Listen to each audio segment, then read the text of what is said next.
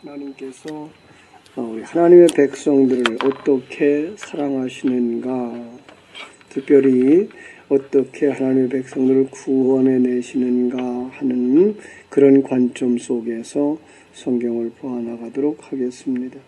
특별히 이제 25장에서 아브라함이 생을 마감하고 계속 이어지는 믿음의 자손들의 모습들을 보여주는데, 그게 이제 이삭을 통해서 자녀를 낳아가는 삶이라 그랬습니다.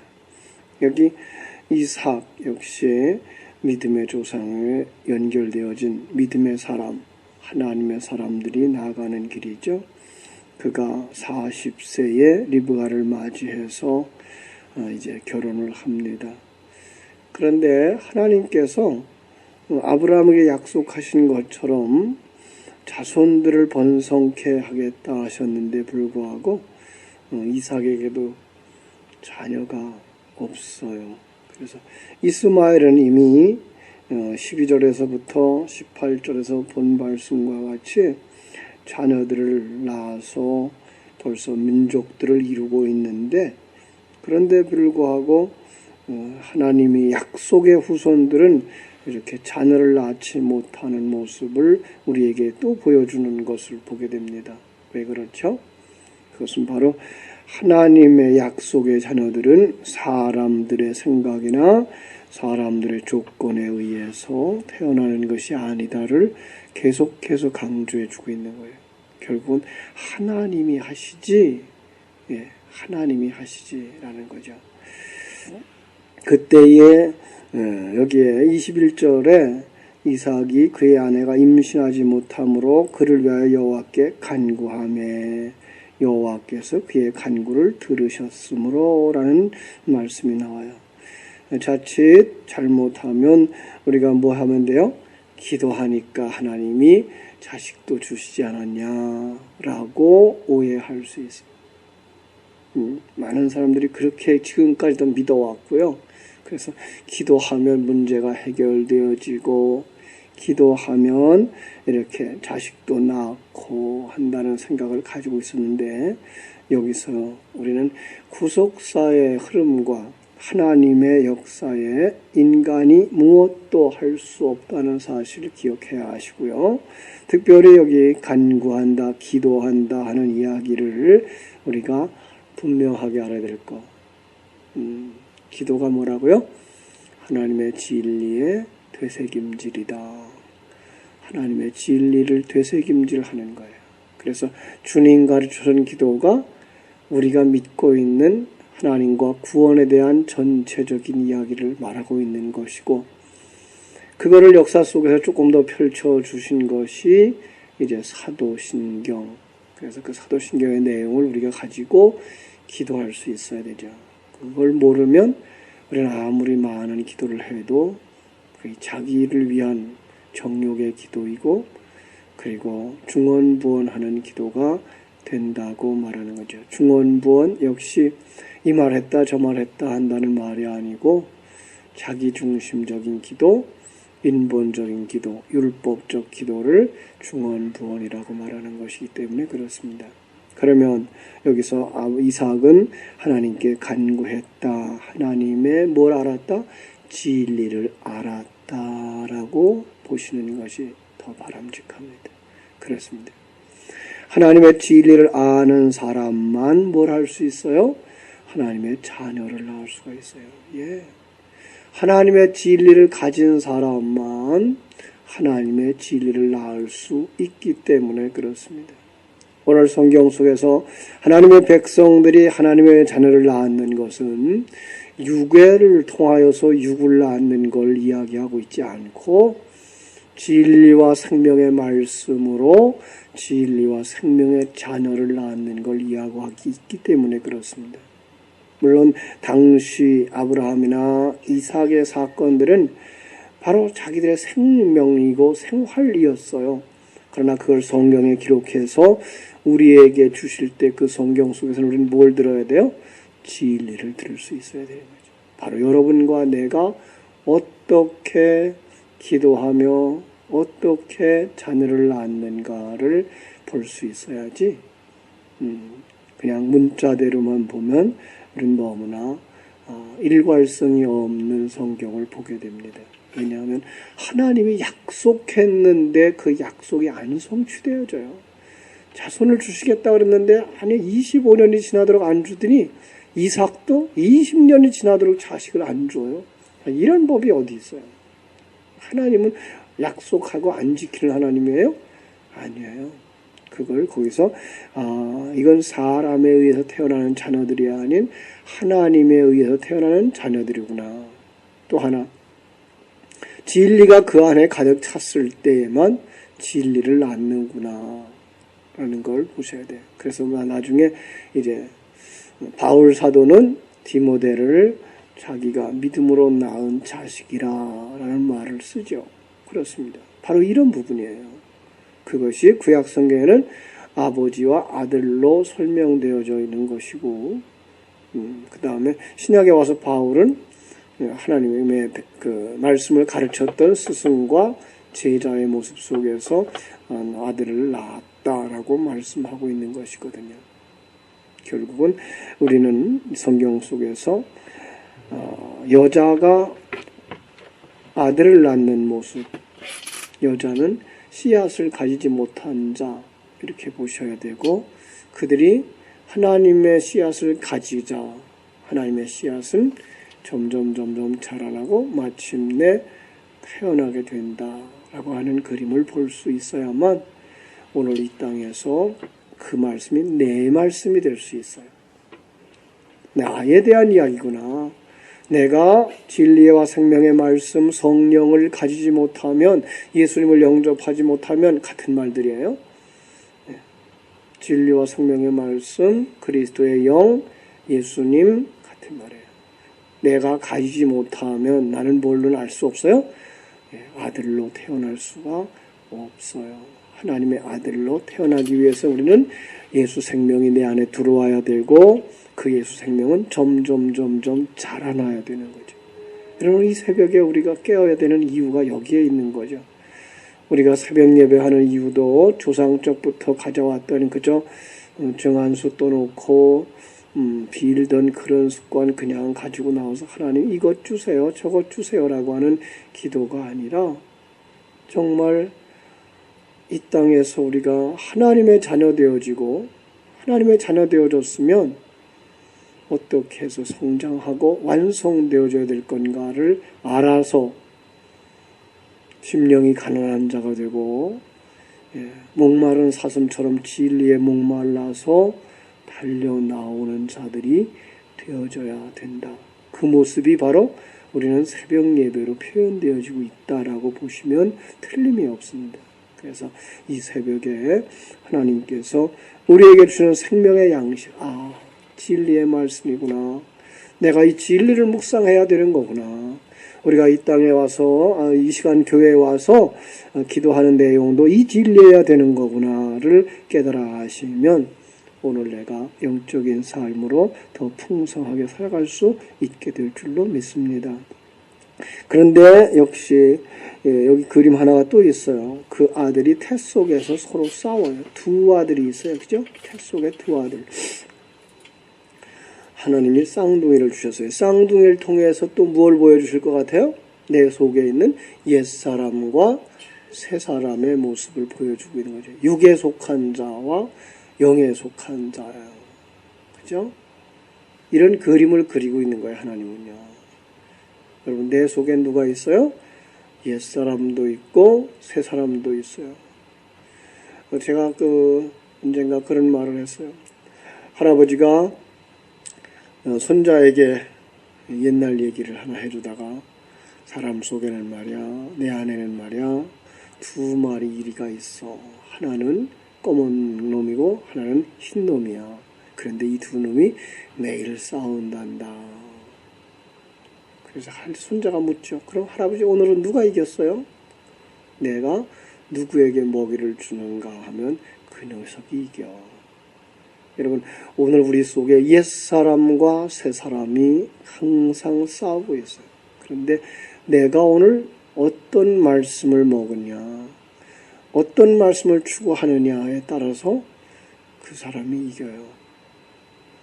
진리의 말씀을 추구하고 진리로 살려고 진리를 되새김질하는 순간은 우리가 새 사람이 이겨요. 그러나 어느 순간 우리는 옛사람의 생각으로 돌아가서 세상 것들을 생각하고 세상 것 보이는 것으로 판단하게 되죠. 그때는 우리는 또 진다고요. 그래서 우리 속에서는 항상 옛사람과 새사람의 전쟁이 있다는 것 결코 잊지 마세요. 자, 그런데 여기 보니까 이런 말씀이 있어요. 23절 여호와께서 그에게 이르시되 두 국민이 네 태중에 있구나. 두 민족이 네 복중에서부터 나누이리라. 이 족속이 저 족속보다 강하겠고 큰 자가 어린 자를 섬기리라. 그래서 이 족속이 강하다. 이 족속 누가 더 강해요? 에서예요. 네. 누가 큰 자예요? 에서예요. 네. 그래서 여기서 보면 큰 자가 어린 자를 섬기리라 라고 말했어요.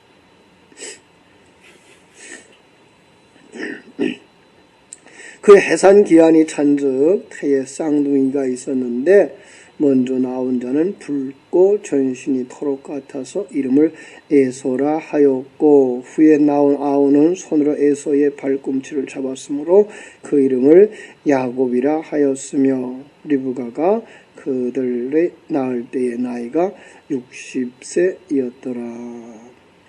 그러면서 이제 자라가는 모습들이 이제 27절로부터 34절에서 아주 간단하게 설명되어져 있죠. 오늘 본문으로 읽지 않았는데 제가 읽어볼게요. 그 아이들이 장성함에 에서는 익숙한 사냥꾼들이었으므로 들 사람이 되고 야곱은 조용한 사람이었으므로 장막에 거주하니 이삭은 에서가 사냥한 고기를 좋아하므로 그를 사랑하고 리브가는 야곱을 사랑하였더라. 자, 여기 이제 두 아이가 자라나는데 한 사람은 바깥으로 돌아요. 그죠? 한 사람은 집 안에 있어요. 그런데 아버지와 어머니가 또 두 사람이 따로 사랑을 하는 모습을 볼 수 있어요. 그죠? 야곱이 어느 날 죽을 쏘았어요. 에서가 들에서 돌아와 심히 피곤해서 야곱에게 이르되 내가 피곤하니 그 붉은 것, 그 붉은 팥죽이죠. 내가 내게 먹게 하라 한지라. 그러므로 에서의 별명이 에돔이었더라. 에돔이 무슨 뜻이에요? 붉다라는 뜻이고요. 털도 많고 붉은 털이 있었고 붉은 건 먹었다. 그래서 그 이름이 에돔이고요. 야곱이 말합니다. 형의 장자의 명분을 오늘 내게 팔라.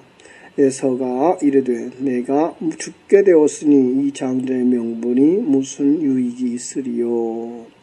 야곱이 그때를 기다려서 뭐예요? 이르되 오늘 내가 맹세하라. 에서가 맹세하고 장자의 명분을 야곱에게 팔아먹었어요. 예, 이건 그 당시에서는 굉장히 중요한 얘기죠.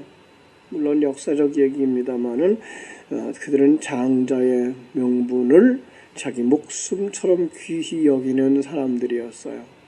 그런데 불구하고 이 에서는 그런 것을 개의치 않고 그냥 팥죽 한 그릇에 팔아먹었어요. 뭘 상징하는 거죠?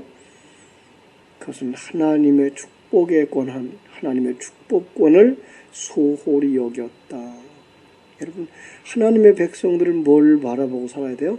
하나님의 언약과 하나님의 약속, 하나님의 축복이죠. 그거 없으면 우리는 못 살아요. 예. 이런 면에서 에서는 하나님과 하나님의 나라에 대해서 관계하지 아니한 사람이었고 야곱은 또 너무나 아주 극심한 욕망으로 가득 차 있는 자였어요. 어떻게 하든지 그 장자의 명분을 빼앗으려고 하는 그래서 발꿈치를 잡고 나올 만큼 발꿈치 잡으면 어떻게 돼요? 사람이 넘어지겠죠. 그래서 야곱이라는 말 자체가 다른 사람을 넘어뜨리는 자의 뜻이에요. 넘어뜨리는 자. 그 다음에 형한테, 아버지한테, 외삼촌한테 계속해서 거짓말해요. 거짓말하는 자, 이런 뜻이에요. 어떤 면에서 밖으로 나가서 사냥해오고 다음이 큰 에서에 비해서 야곱은 정말 좀팽이했어요. 잔 사람이었고요. 그리고 자기 욕심만 채우는 그런 사람이었어요. 그런데 하나님은 놀랍게도 그 속에서 누굴 택해요? 야곱을 택했어요. 우리는 이해할 수가 없어요. 세상의 눈으로 보면 야곱이 복을 받을 만한 하등의 이유가 없어요. 야곱이 똑똑한 것도 아니고 잘난 것도 아니고 그리고 남자다운 것도 아니에요. 그 말은 무슨 말일까요? 하나님은 하나님이 백성으로 택하는데 조건과 그 사람의 됨됨이 그것 보는 것 아니에요.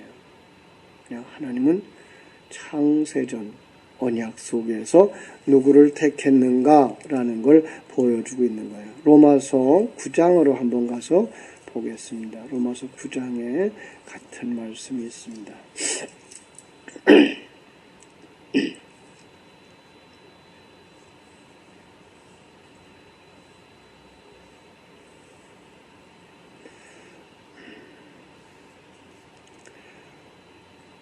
한번 7절부터 볼게요. 7절부터 또한 아브라함의 씨가 다 그의 자녀가 아니라 오직 이삭으로부터 난 자라야 네 씨라 불리우리라 하셨으니 곧 육신의 자녀가 하나님의 자녀가 아니요 오직 약속의 자녀가 씨로 여기심을 받느니라. 로마서 9장입니다. 9절 약속의 말씀은 이것이니 명년 이때에 내가 이르리니 사라에게 아들이 있으리라 하심이라.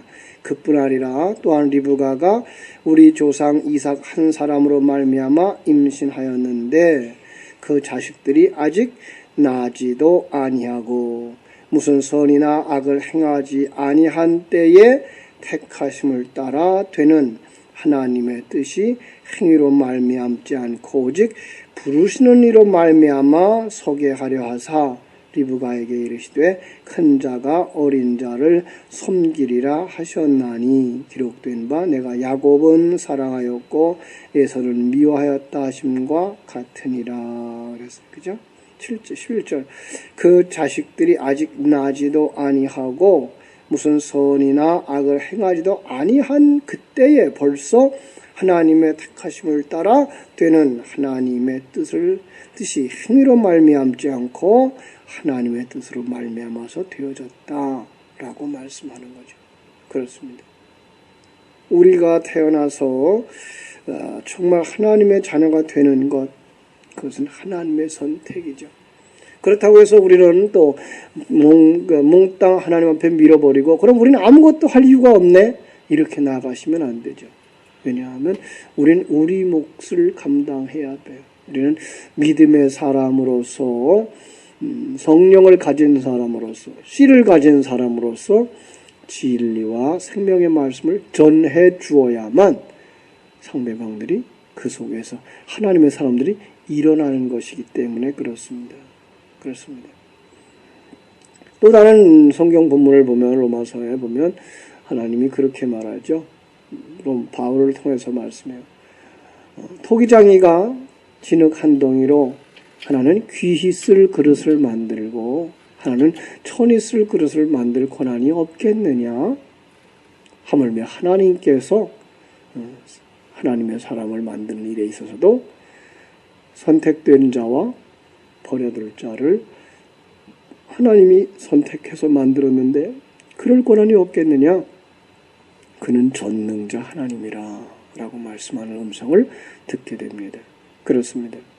여러분, 그렇게 우리는 세상 속에서 그 어떤 다른 사람보다 나은 것이 하나도 없는데도 불구하고 하나님 앞에 택함을 받고 귀가 열려서 눈이 열려서 하나님이 주시는 진리의 말씀을 듣게 되고 더 나아가서 하늘나라를 보게 되고 그 나라를 갈망하게 되어지는 이 축복 속에 들어와 있다는 것 결코 잊지 마시고 여러분 속에 진리가 충만되어져서 여러분 속에 새 생명이 아름답게 성장하고 완성되어져 가기를 주님의 이름으로 축원합니다. 기도하겠습니다. 하나님 우리 아버지 하나님의 크신 사랑과 은혜를 감사하오